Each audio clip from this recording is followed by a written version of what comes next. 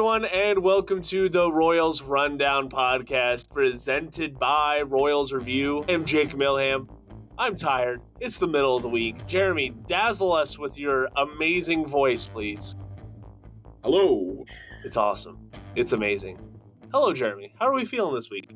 It's been a long one already, buddy. Yeah, it has. It has been a very, very long week, and guess what? The fact that I don't have Royals baseball to come home to and watch every single evening just makes it even worse. Thankfully, I have Honey to come home to every single evening. Aww.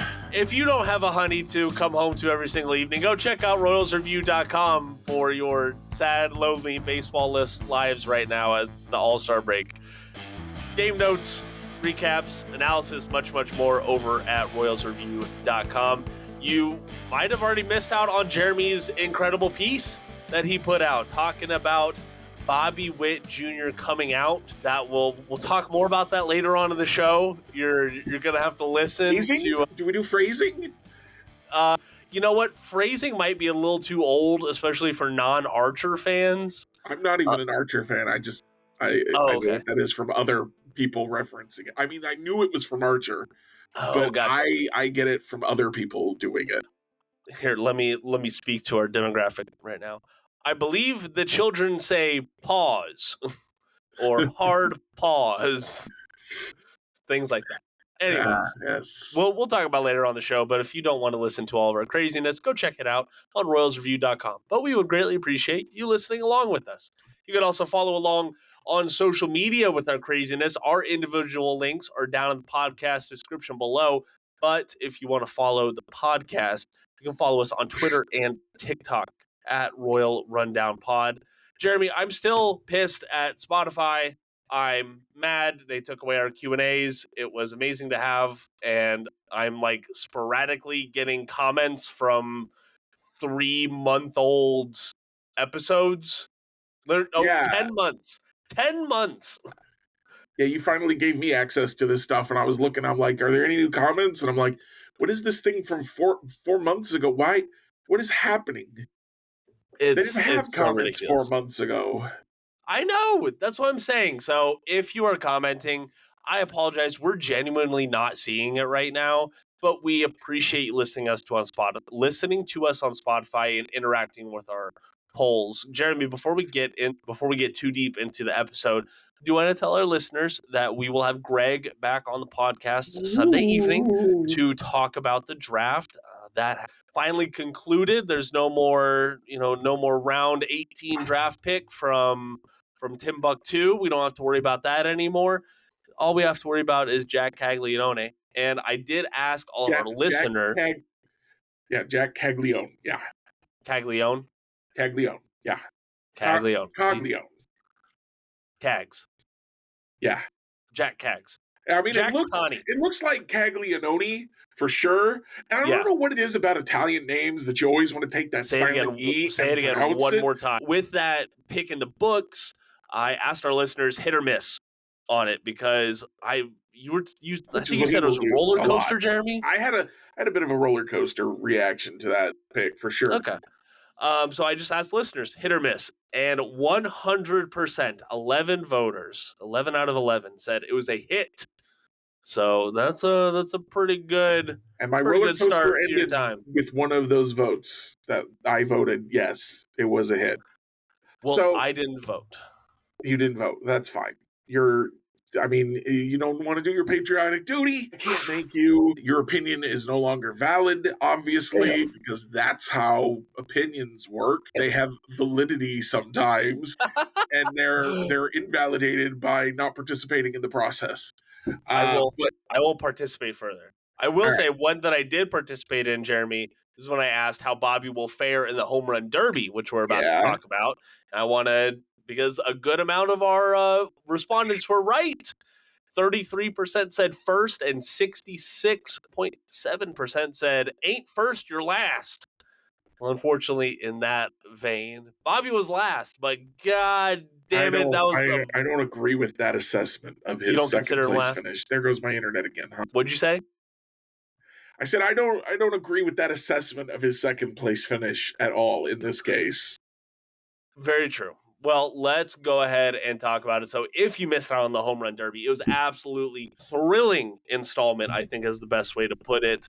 Many of the guys that I thought were going to be, derby contenders, in the finals or sniffing the finals at least, Gunnar Henderson namely, didn't even make it past the first round. Alec Boehm, Jose Ramirez, Bobby Witt Jr., and Teoscar Hernandez were the final four. And damn, Bobby Witt Jr. had an amazing showing, near his hometown. Here, thank you. Let's I wasn't too deep into it. Thank you for pointing that out. Let's go ahead and restart from there. Okay. All right. Yes, give me 1 second. Scout is mad at the mailman coming so late. He's always late. So, can you see her? No. Yeah, just barely. That's our guard dog. Okay. So I'm trying to think of where to restart. All right, I'll just start off with it. All right, so coming up later on in the show, we are going to be talking about some Kansas City Royals rumors that you need to know about. We'll be giving our initial reaction to the Kansas City Royals draft, and of course, an amazing home run derby and all-star game from your Kansas City Royals. But first, Jeremy, we got to talk about the man at the podium, the man in front of it all, Robert Manfred. I don't know of anyone who likes him except for the 30 franchise owners. He does a great job for Probably them. his mom likes him, imagine. I don't know. I mean, it's not guaranteed, but I feel like the odds are high. Yeah, I wouldn't bet against it, is all I'll say. But Jeremy, you have some bad news you want to talk about. I mean, Yeah, so just get Rob it out of the Manfred, way. Rob Manfred, he has, every year at the All-Star game, he'll do a little press conference, kind of like John Sherman usually does for the Royals. And so I pulled up a kind of summary of the items that Craig Calcaterra put in his cup of coffee newsletter this morning.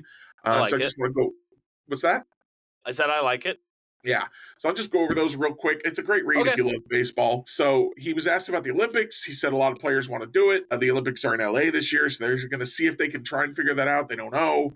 RSN streaming, he talked about a little bit of trying to get some local streaming broadcasts going, but there are obviously some clubs that have really lucrative local deals like the Yankees that are going to push back on that. So that's going to be an ongoing negotiation. Robot umpires, he said they might, fingers crossed, honestly, they might try and do robot umpires in spring training in 2025. Ooh. But even if that goes well, we shouldn't expect to see them in the regular season until 2026, which makes sense. He also talked about if they do it, it'll probably be the challenge system that they have in the minor leagues, not the every single pitch, which I'm not sure I like that, but I understand the logic of it in that the minor league players, when they were polled, said they preferred the challenge system. So the players prefer it, then I guess that makes sense. He talked about the possibility of trading draft picks, but there's nothing there yet, but it might happen someday. And he talked about last week the MLBPA expressed concerns about those A's games talking in Sacramento. I think we talked about this a little bit last week. It's going to be the hottest stadium, and they're replacing the turf with artificial turf because it's going to be the home stadium for both the A's and their AAA Sacramento team. Oh my gosh! So that they a regular turf can't hold up to that. So they're talking about doing the artificial turf, and his only thing was, we're probably going to play more night games. And apparently, I didn't realize this. There is actually a rule that says if a team has to travel more than 3 hours after the game, then the last game of a series has to be an afternoon game. And so he says we want to do more night games. We're going to try and negotiate. I mean, he didn't say this directly, but implied that we'll try and make more of those night games and get a waiver for that rule from the MLBPA. So that doesn't actually sound great because you're compromising safety in one direction for another. And of course, in the summer, the sun is still out at 7:00. Yeah. It's still going to be hot. So I don't know what all there. That doesn't sound great. But the really big thing, the really important thing that I took from this was Rob Manfred got an excellent question. Let me see if he's got from Chelsea Janes of the Washington Post. Shout out Chelsea Janes of the Washington Post. And apparently the All-Star Game is a coveted jewel event which generates real revenue and prestige to the recipient ball club. And Chelsea asked, why were the Rangers given this when they are the only club in MLB that does not host a Pride Night? That's true. The only club in MLB that does not host a Pride Night. Now, I argued a few years ago when the Rays had debacle, however you want to pronounce that word, about Pride Night, that if MLB teams can't do it right, they shouldn't do it at all. So if the Rangers can't do it right, then not doing it all is not the worst option that they have there. The worst option is doing it like the Rays did, where they let bigots have a platform to speak out instead of actually supporting their LGBT queer community. And Manfred's response was extremely enlightening, probably more enlightening than he meant for it to be. Here's the exact quote. Look, there are a lot of factors that go into deciding who gets an All-Star game. I don't view whether you hold a Pride Night or not as an outcome-determinant issue. It's an issue. We look at all those issues to try and give it to the place that we think is going to be the best. So basically, just to translate that from Manfred corporate speak to normal people speak, obviously it matters, but not much, basically, is what he's saying there. And then completely moving away from the issue as quickly as he could, he says, and it's really important here to remember there's a massive public investment in terms of creating a great new facility. And honestly, that's an important consideration in terms of awarding all-star games. So, whether they support their queer fans, not important. What is important, did the government give my billionaire team owner a bunch of money to build a stadium? Did that happen? That's the kind of behavior we want to encourage. We don't care about encouraging, reaching out to people and being, inviting and inclusive. We want to encourage governments giving our owners more money. That's what really matters. So that's what Rob Manfred said, is that, hey, if the Royals want an all-star game, doesn't matter how well they treat people, doesn't matter how well they win, doesn't matter how good the stadium looks. What matters is how much money does the government give to John Sherman? Great job there, Mr. Manfred. For government, you can insert taxpayers. Yeah. How much money do you give to John Sherman? Oh man, are you ready to fire up the stadium talk again this offseason? Nope. I felt like we had to talk about that because it's just so, to me, beyond the pale. But that's all I want to say about that. I would like to move on now. You mentioned, sorry, go ahead. No, it's I don't know, man. It's disheartening to hear him say that, I think is the way to put it. I don't think it's surprising. The worst. Yeah, that's exactly what I was gonna say. Like it's not shocking, though. It's very, except in that it's like he's pulling back the curtain, just a smidge. It's like he's showing a little ankle. Like it's not really a whole lot, but like it's something. It's just admitting things that it used to be. Yeah, we won't talk about that. Like it's true, but we won't talk about it because we know it'll make us look bad, and he just doesn't care. Yeah, that's true. It doesn't matter. So what you're telling me is that national anthem singer was a plant to distract the media. Actually, what I'm telling you is that national anthem singer was drunk, and she went to rehab the very next day. I hope you get the help you need, Ingrid, but I'm going to need a bill for my ears. I really am. That was honestly, I feel bad for her as a person who has sung the national anthem on a baseball field with a PA system before. That's already an incredibly difficult song to sing, and it is more difficult on the field because the sound system has a delay on it, and they give you these earpieces, but they're not perfect. So it's incredibly difficult. I would certainly not want to try to do that drunk. And alcoholism is a disease, and I hope she gets the help she needs. And it sucks. It sucks for her. Obviously, it sucks for everyone who had to listen to it, but it sucks for her, and I hope she gets the help she needs.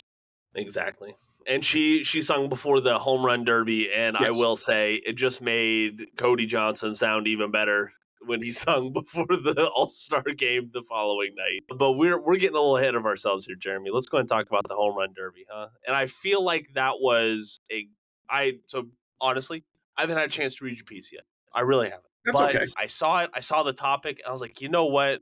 I bet you a good amount of this came from the home run derby because Bobby you could tell he was just having fun out there, man. Like that He was was, electric. yeah, he really, really was. And the crowd was behind him. And I want to go ahead and take this opportunity to talk about your article about him coming out and why that matters so much Coming right out now. There. as a superstar. Yeah, I just wasn't finishing the statement there, Jeremy. I felt like it was time we went ahead and finished that statement now. Thank you for finishing it for me. So Especially because I'm the one who was pointed out at times past that the way he wears his armband sometimes makes it look like he's wearing the trans flag on his arm. oh, that's right. That's not the kind of coming out he's doing. No. But I want to preface this piece with it might be preaching to the choir to our listeners because most of you are devoted Royals fans and like we've known for a while that Bobby Witt Jr. is legit. He is a superstar. But this was his first All-Star game, his first home run derby. He capitalized upon them and really just announced himself. Jeremy, please take the mic, man. So the piece really is honestly maybe a little self-aggrandizing. It's a confessional. Okay. All right. I rooted for Bobby Witt Jr. because he's a superstar talent on my favorite team. Absolutely. But I wasn't convinced I liked him.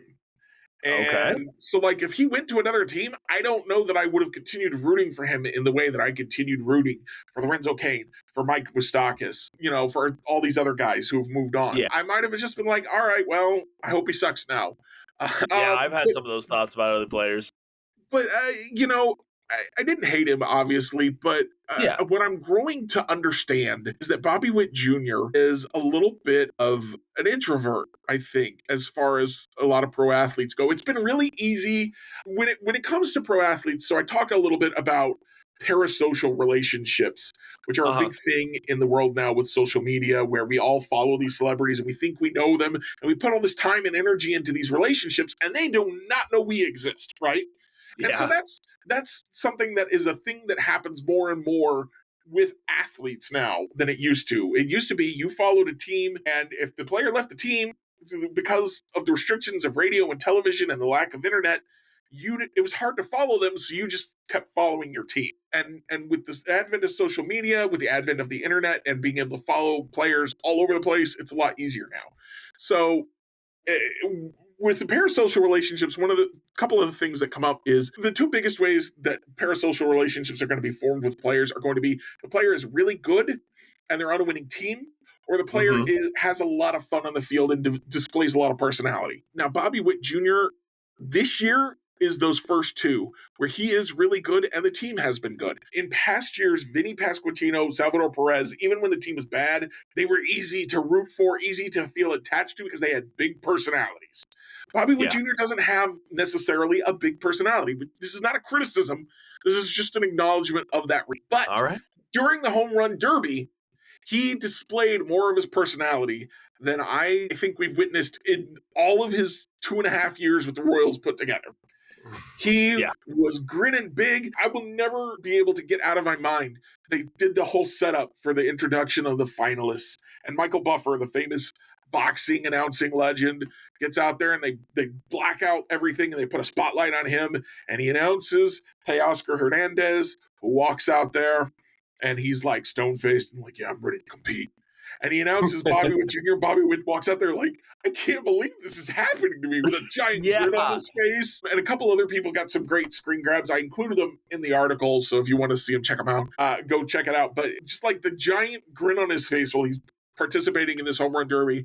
And of course, it helps that he did very well in the home run derby. He got to the finals. He missed tying in the finals by just a few feet on that final swing. I thought he had it. I thought it was gone. I thought it was tied. I thought we were going to a swing off. But he just did miss it, which is a bummer. But here's the good news. That's not his last home run derby, unless he wants it to be. I don't think he does. because he's having so much fun out there, but that's not going to be his last home run derby. He Oh no. announced himself to everyone. This was his first time on a national stage. He went out there and everyone said, I don't know about this guy. He's just Bobby Witt Jr. He plays for Kansas City. He doesn't have that many home runs. He was the second guy. They did the seeding of the first round by how many home runs you would hit this season, and he was second.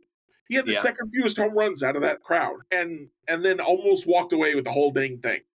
Yep. Just absolutely phenomenal. He was out there having a good time. He was also like, I think probably drew an audience in with the way he approached his plate appearances. There was some consternation on Royals Twitter with his brother-in-law there was throwing the greatest pitches, and Bobby Witt was getting pitches a foot over the strike zone and putting them over the fence anyway.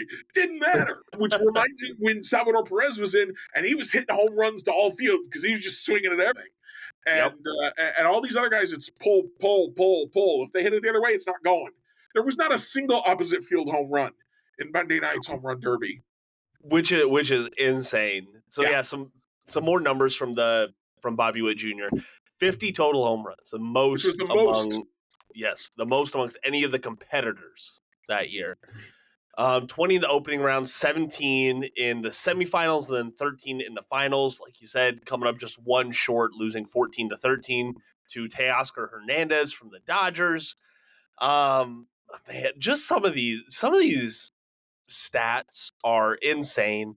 I forgot that he won the 2018 high school home run derby. Yep. And apparently he is the first player ever to participate in both derbies. Oh, wow. In both the Major League Baseball home run derby and the high school home run derby. Absolutely insane. The fifth Royal ever, but the first Royal to ever make it to the finals. Okay, I think exactly. All of the rest of them were eliminated to the first round. Yeah, and I know I wasn't super high on Bobby's outlook in the home run derby. I was like, one. What'd you say?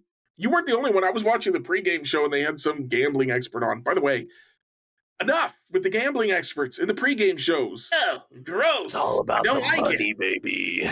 And he was like, Bobby Witt Jr. is not built for the home run derby. He's a good hitter. He's not a good home runner. Well, anything is possible once you get to the dance. I feel like I said Bobby's a good hitter, but if he gets his pitches, he can hit them over the fence just as good as anybody. And I feel like I was proven correct in that. You were. He didn't win it. You were validated. But he hit the most home runs, one short of the guy in the final. Let's do the Rocky music, and I'll do a little like celebration. And he did it all as a shortstop. The home run derby does not have a long history of successful shortstops. Gunnar Henderson disappointed big time. Yeah, that was a big disappointment. What'd you say? Fewest home runs. That's right. I forgot about that. Yeah, it just wasn't his night. It happens. Bobby Witt Jr., it was his night. I think the crowd was well behind him. What'd you say? I think the nerves got to Gunnar. Yeah, probably so. He had some good plays in the field in the All-Star game. But yeah, his I didn't watch the All-Star game. It was good. It was great. I tried to watch it from the viewpoint of someone without a streaming service, someone without like the cable add-on. Because like when I was a kid, I think I had CBS, PBS, and if you held on to the antenna a certain way, you got ABC on a good night. Like that's how it went. So I imagined just some kid out there watching Fox. Sure. Like this is the first time you're seeing guys like Shohei Ohtani and Aaron Judge. Ohtani, that 3-run jack, that was exactly what you expected from him in the All-Star game. First ever player in MLB history. He's got so many firsts and so many onlys probably. Where to earn the win as a pitcher in an All-Star game and hit a home run in an All-Star game. Wow. He won in 2021 and he hit the jack last night. Man, I did not realize that. I did not. That's insane. That's insane to me. But let's get back to the Royals centric stuff. To all the folks out there who were Hey, no? I like it. Nah, we'll get there. Almost there. But we got to talk about our guys down in Texas, All because right. first off, I did see a lot of folks complaining about the fact that Seth Lugo wasn't the first guy on the mound for the American League, but then also it took a while for him to come into the game, and understood that, or I understood the I frustration and stuff like that. Go ahead. I have a take. If you don't, do you have a Okay, take? Give let's me your hear it. take. Let's hear it. My take Take. is that Bruce Bochy wanted all the Royals on the field at the same time, so he had to wait until Salvador Perez and Bobby Witt Jr. It was appropriate to bring them in because that's what happened. Salvi, Yeah, Bobby, and Cole all came in at the same time. Then Seth pitched the next inning. exactly. That is such a special moment. And for, I get it, the Orioles, they had their battery out there in the first inning.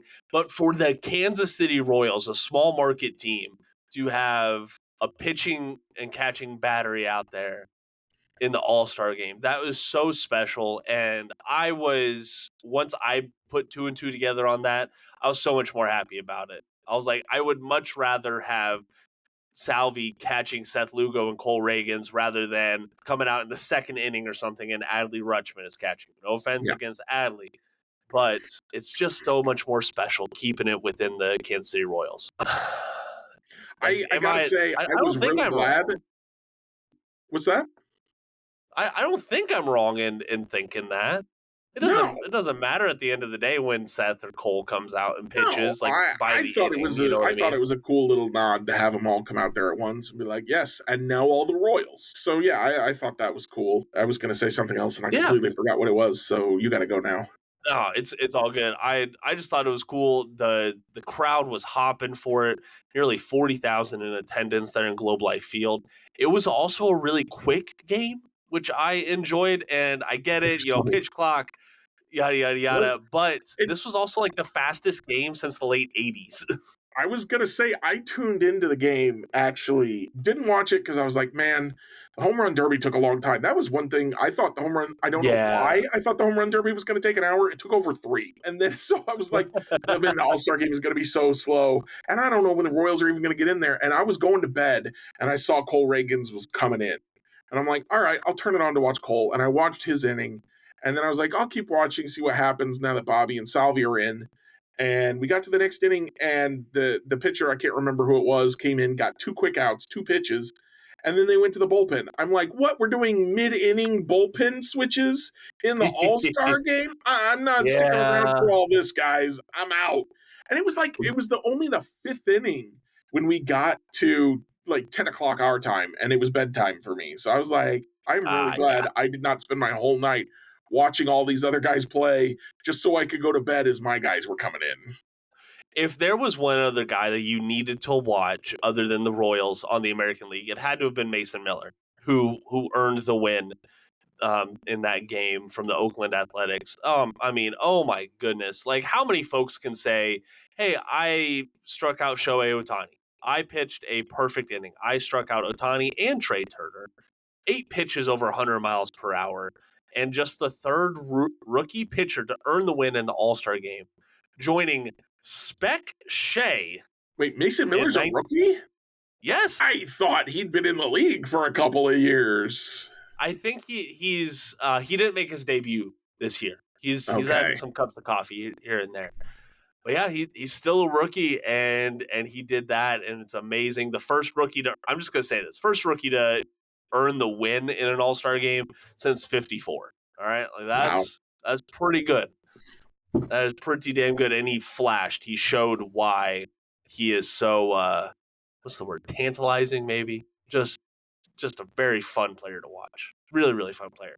But all in all, the American League won 5-3. Really, really enjoyed that. I thought the overall series was a lot like widespread. Like, I thought the American League had a big lead over the National League. No, it's only 48-44 with 2 ties.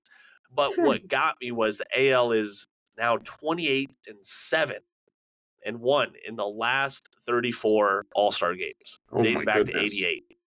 Yeah. So that Like, explains why they would be NL's got dominating. all this talent. NL's got all this talent, but AL got the lock on the Midsummer Classic. Hey, you got anything else you want to talk about? I mean, I'm just ready for baseball to come back. The All I Star mean, festivities were fun; they were great, but as I'm far ready as the for All Star baseball. game, or as far as anything, No, just on the All Star game. the uniforms suck. Everybody should wear their own Yeah, team uniform. Uh, I did hear some rumblings that at least that was something that the league was aware of, that was fans were wanting a return to that. And the Jeremy, league's all been aware of our it for years, I'm certain. yeah, but our listeners are educated enough, so I'm just gonna come out and say it. It's just a money grab from Oh the no, it league, folks. absolutely is. They want people to go out and buy the Bobby Witt Jr. jersey from the All-Star game, or buy the special All-Star game cap with their team logo on it, stuff like that. And if you genuinely enjoy collecting stuff like that, cool, great, good for you. But I'm sorry, this was one of the worst All-Star game kits that I can recall.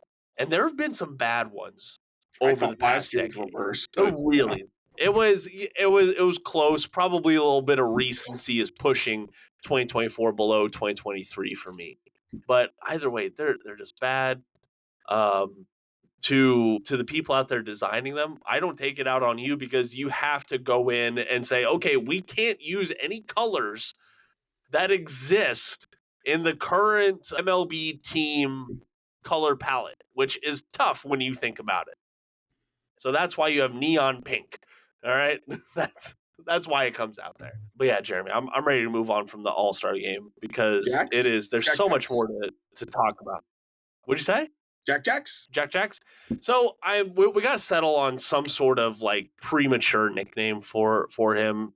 I've heard Jack Tani. I've heard Cags. I think Cags is going to be a popular one. I've heard Jack Jacks, because Yeah, of it's just I don't know JAC and about then like the nickname, JACKS. but when he hits a home run, it's got to be a Jack Jack. Yeah, I Gotta think be. that'd be perfect. And Columbia Fireflies, Quad City River Bandits, get to us. We'll sign off an agreement to give you the rights to Jack Jacks. Okay, Well, first I they're gonna have have to a go through Disney. Unfortunately, that's Jack fair. Jack is the name of the baby in The That's Incredibles. right. That's right. I forgot about that. I haven't seen that movie in a long time. Gotta get It they gotta was get the so good, but I haven't seen it in licensing. a Just while. get the licensing, and then he hits the home run, and then you do the Jack Jack goes up on the jumbotron, and it's like Jack Jack. And you Hey, probably have in I'll right take it. field, you'll end up with Cag's corner. Oh yeah, yeah. I think Cag's corner will be, because he's got the power, but he doesn't go out to left field very often. It's always to right. It's always to Cag's corner there. So So if y'all were underneath a rock or something, or just plain out didn't pay attention to the draft, the Royals probably got one of the better steals in the top 10 of this draft, when Florida slugger Jack Jeremy, say it correctly, Caglione, Caglione. Caglione, When Jack Caglione Caglione. fell out of the top five, drafting him sixth overall. Very, very surprising. I thought the Royals were going to go with one of the pitchers or with one of the prep bats, but when both the pitchers were gone and Jack was sitting there, it's they didn't overthink it and they went with him. Very enticing power. Jeremy, It what was what what are you thinking? okay. So I had a little bit of a roller coaster. Okay. What So was this roller coaster? Was it so for was it starters, a I was wooden one? begging and praying for JJ Weatherholt. Okay, fair. Got it in my Absolutely fair. mind. Gotta have JJ. Gotta have him. Didn't happen. So then they take Jack Caglione. I am on record. I do not like first baseman draft picks. That's fair. I feel like you are looking at a guy with less athleticism than you could get. And I worry how that's going to translate when you go from college to the pros to the majors. Yeah. Um, but I'm hearing now, as I went on, I also was like, wasn't he the guy that we were like, he's Joey Gallo, and Greg told us no because he strikes out more than Gallo. Yeah. But then I went back and I re-listened to that podcast, and the first thing Greg says is Caglione's not going to make it out of the top three, and I go, oh, okay, so And then like, everyone's like, if everything works, he is Aaron Judge. He Yeah. is Bryce Harper. And I'm like, I could stand to have Aaron Judge or Bryce Harper on my team. That'd be nice. Like that. Yeah. That'd be pretty nice. I'll take that. And so that's it's a risky play. I think It it's is. riskier than Weatherholt and usually would prefer the safer option there. But by golly, I can understand if you're the Royals and you look at your draft board and say, potentially Aaron Judge, potentially Bryce Harper. And again, he is not either one of those guys, honestly, because Aaron Judge is one of one. And Yes. Bryce Harper was he was a teenager when he made his major league debut. Yeah. It's not going to be Cags. No. Okay, because he's already, 21, I think, because he was in college. I believe he's 21, yeah. So the word on the street is that he could be in the big leagues as early as next year. Yeah. He could be a real fast mover. I like the sound of that. I know they're talking about him being a two-way guy, and I always get real excited about two-way guys, but in this case, I'm like, please just focus on that bat and get it to the big leagues quick. Yeah. I also heard that maybe they'll try him in the outfield. Obviously, he's got the arm for right field. He throws 99 from the mound. And allegedly, he actually does have the athleticism to play in the outfield.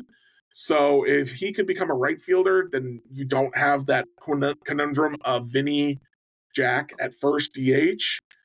You have a guy who can play the outfield now. So we'll see what happens with that.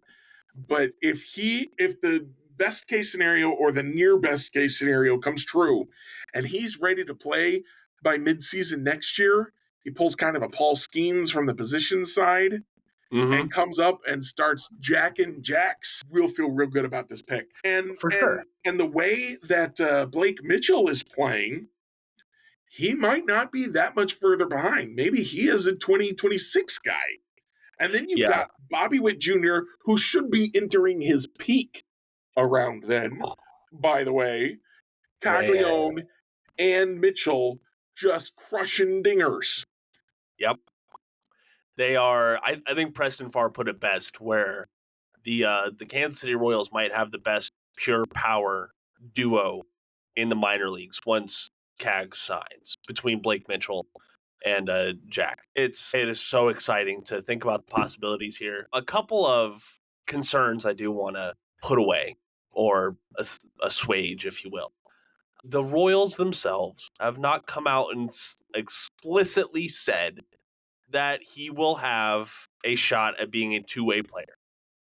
Okay, if you go back and look, if you go back and you listen to what Brian Bridges and JJ Picola said following the pick, they're talking about like they're aware of what he does on the mound and they acknowledge it, but it is 95% about his bat, talking about his value as a bat. And when I say explicitly, I mean explicitly. Like they're not saying we are going to give him the opportunity to be a two-way player. Okay, because he's a collegiate guy. A part of his value is the fact that he should be on the major league roster sooner rather than later. Or when you look at a Blake Mitchell or a Ben Kudrna, perhaps. So I want to assuage the fact that he might not be a two-way player. I talk about it. I have a piece coming out tomorrow, Kings of Kaufman, that talks about this a lot. So I don't want to give too much away there. But For what it's worth, he's a two-way player and he'll be the show. I like it. Oh, that was the point I was going to make. So back in 2023, in the Major League Draft, it was shortened, of course, but that was the record number for two-way players drafted. I think it was in the high 20s. But there's only a handful that are left doing so in the one thing to go with is he really going to be a two-way player? Is they said Austin Charles would have a chance to pitch when they drafted him. Hasn't happened. Correct. And I know Trevor Werner they announced him as a two-way player. He kind of moonlighted as a reliever for Texas A&M back during his college days. He's got other things to worry about than trying to be a two-way player. Okay, but that's the thing. Are they going to devote the time and resources to honing in his control, or are they going to want to polish that bat a little bit and get him through the farm system quickly? I think it's the latter. I think that would be the smart thing to do. But sounds like an ultra competitive guy, so he might just be stubborn, pull a Brady Singer and say, "No, I'm pitching, damn it. All right, don't give me any slideshows. I am pitching." Jeremy, which would you prefer? Do you want to? It would be fun to see him get an opportunity, but I feel like you want his bat. What I would prefer is whatever path he takes, he hits, and hits well. So Yeah. if he can learn how to pitch as a professional at the same time as learning how to hit as a professional, cool, let's do it. You're not going to know without, and by all means, give him a chance. But Yeah. like that is an experiment I want abandoned quickly if it's not working, because Yep. I want that bat in my lineup, and it's not a perfect bat. There's No. a lot of swing and miss in his game. I know, but the good news is that after first of all, 30 home runs back to back seasons in the SEC. No Yep. one had ever done that before. But he struck out a ton He did. in the previous year. He struck out in the teens in his second year? There was still Yeah. some chase, but not as much. It's already a thing that he's improving, Yep. and he was taking plenty of walks.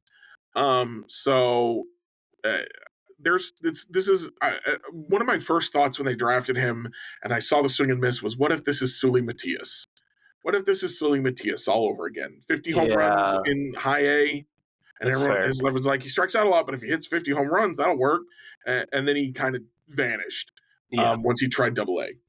I don't even know where he is anymore. He's not in the Royals organization. Yeah. So I was worried about that.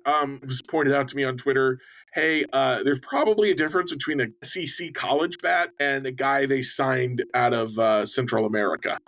Yeah. Absolutely valid. So there's probably a point to that. So, this again, there's some risk here, but Hmm. it may not be as much risk as I thought there was when they first drafted him. And that potential, that ceiling, I can understand wanting to chase that ceiling. Yeah, for sure. I mean, you don't have 70 grade power with a plus hit tool overall. You don't have that come down your draft board very often. Okay, that is valuable. That's if it's that good, if it's that valuable, if the potential is there, you're gonna find a spot for him in the lineup, no matter where he is in the field. Jeremy, you might be able to correct me here a little bit because I wasn't as much of an educated Royals fan as I was now when this was going on. Could this be a little similar to the Eric Hosmer and Billy Butler kind of trade off with first base and designated hitter? Like when I think of his major league fit, Vinny Pasquantino is already over there at first. He's already a left-handed bat, so that's where a lot of the concern is coming from as well. Is like there's no spot for him. One, you don't draft for what your major league roster needs right now. I will say, but like, do you think that let's say he comes up next year? Do you think they could juggle it like that?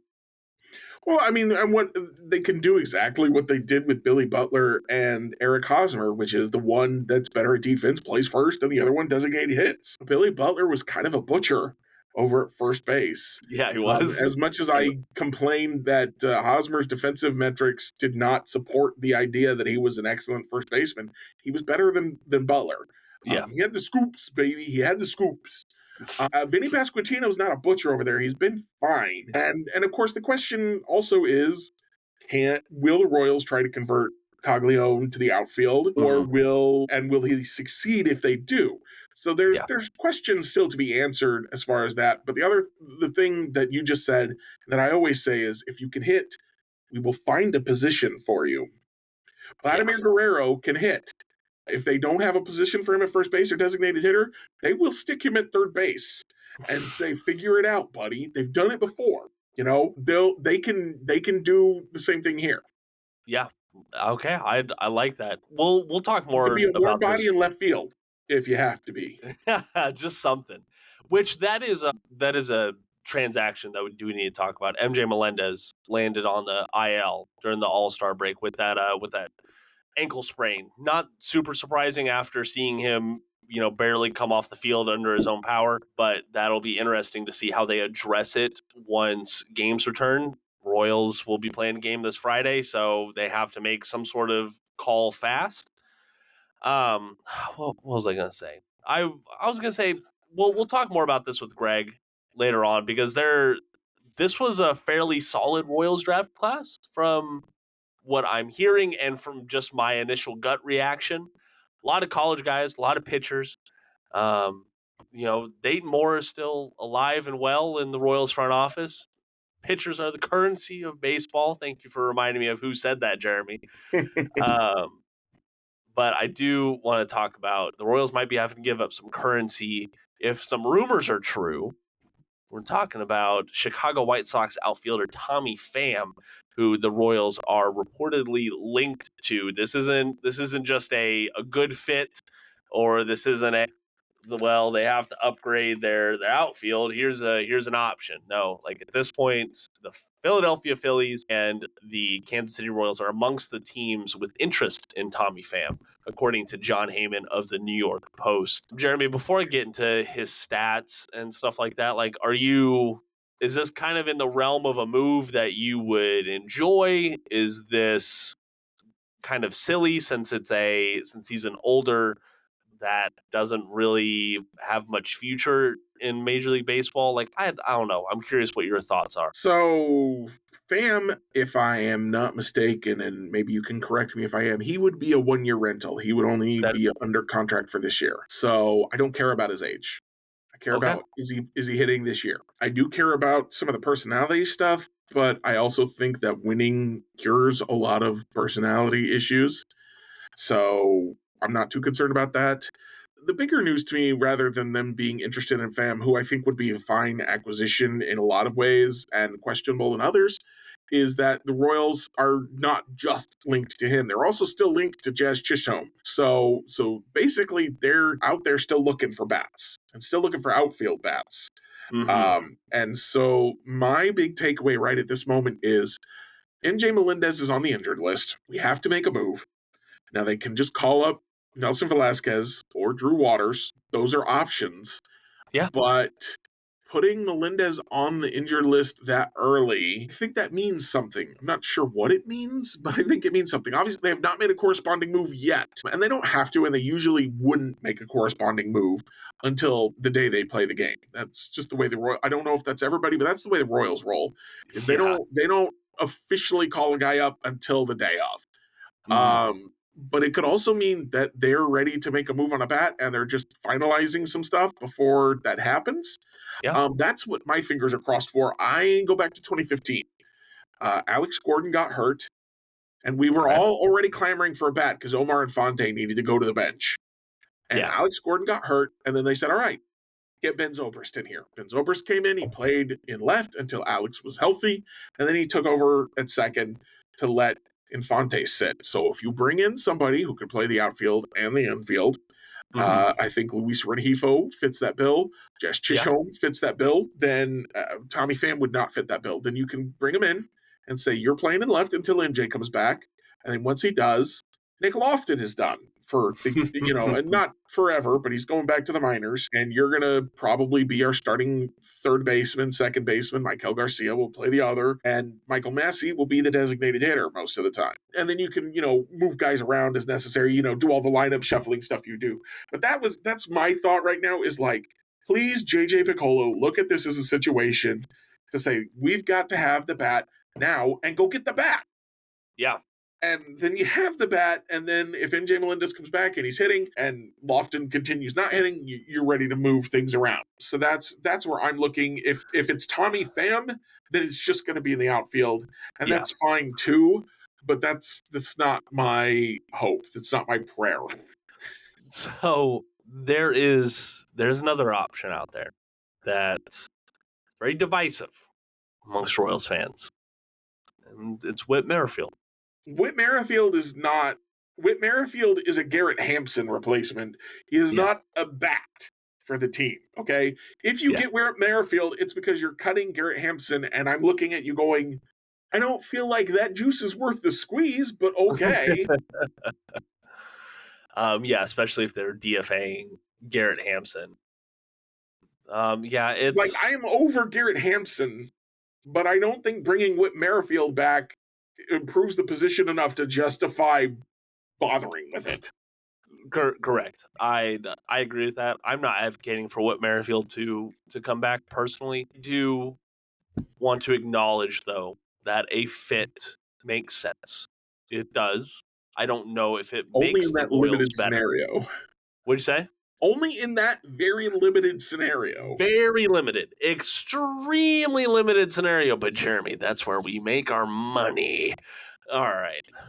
But yeah, it'll be interesting to see who comes up for Melendez. I think Velasquez is kind of the popular choice right now. You just do a 1-for-1, see what happens, see And who he's been who tearing up sticks. AAA. He has been. He really has. He's looked very very good. And well, give me a second to pull up his stats because we can say like, oh well, he's looked solid and all that, but he's looked good for the Omaha Storm Chasers.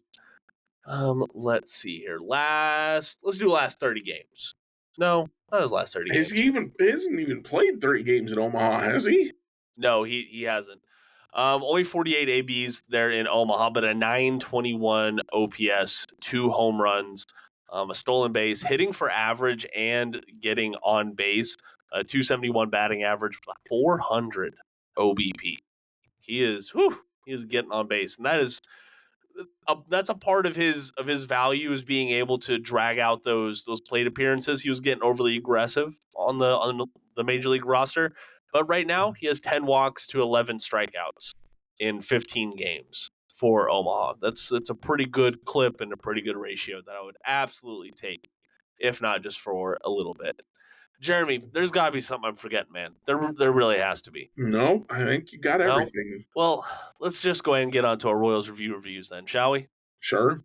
All right, sounds like a plan to me. So I'm actually going to review an energy drink that I like. I like most of their products. It's the Ghost line. I'm trying to think.